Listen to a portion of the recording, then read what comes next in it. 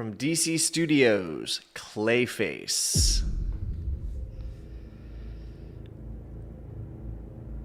I mean, it's pretty interesting visual.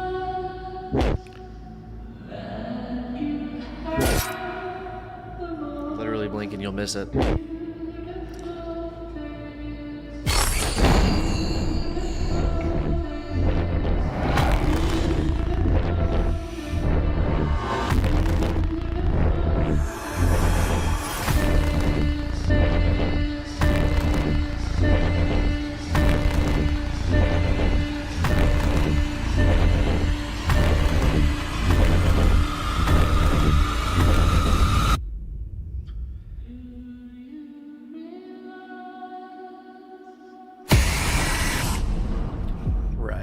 So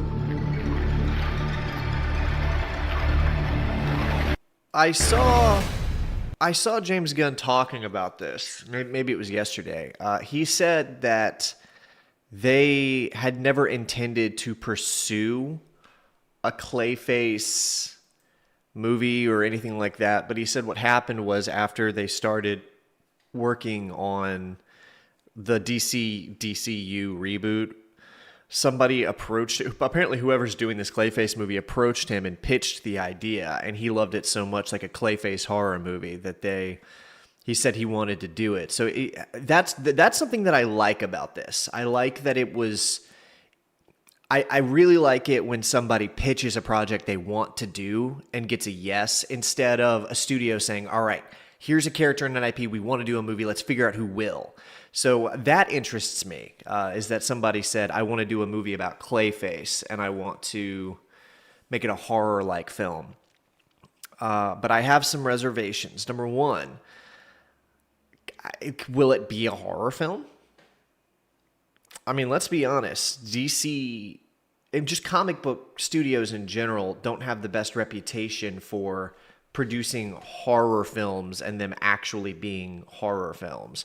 Let's not forget, what was it? Doctor Strange 2 and the Multiverse of Madness, which apparently was supposed to be a horror film, and there's clear elements in there where they're like trying to be horror-y, and Sam Raimi was doing his best, but it's obvious that there were reshoots and they kept having to dumb it down. That's not a horror film. It's an action movie with like a few like horror-inspired camera angles. And I think New Mutants, which I haven't seen, was supposed to be a horror movie, but I haven't seen it. I don't really know. So I question how horror this will actually be. But the fact that it's Clayface, I mean, and he's not like the most popular character, means it could be a little more horror-y. That said, my other concern is Clayface. I mean, he's a Batman villain, and he's not even like a super popular Batman villain. So that's a good thing and a bad thing. It's a good thing because the fact that he's not a super popular villain means that they'll have more leeway to be creative and unique and interesting with him. The fact that he is a Batman villain means, like, is this going to be tied to the DCU Batman movie? Because everybody speculates that the Robert Pattinson Batman is just going to be brought into the DCU, which I'm not convinced that's not going to happen. But James Gunn has said, like, repeatedly, that's not what's happening. Batman the Brave and the Bold is going to be... Wasn't that movie supposed to come out this year? Or was it 2028? That may be 2028. But Batman the Brave and the Bold is going to be its own Batman movie, and it's going to be the DCU Batman.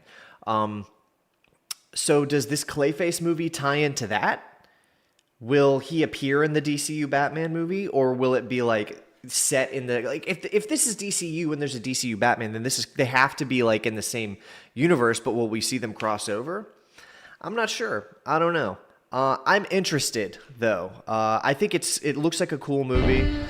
A lot of these visuals, a lot of these camera angles are pretty interesting. I've never been interested in a Clayface movie, but I do like a good horror movie. The fact, and of course, Gotham City, it's cool that it's in the DCU. I like that. I want to see how that'll shape up. But like I said, my favorite part about this is James Gunn said, I imagine he's telling the truth, James Gunn said that the guy who's making it brought it to him. and that James Gunn and nobody at DC Studios thought to themselves, let's do a Clayface project. That never occurred to them. Somebody said, look, I want to do a Clayface. I have an idea for a Clayface thing. That means that whoever's doing this really cares about it. So maybe it'll be good. You know, we're going to see. Okay.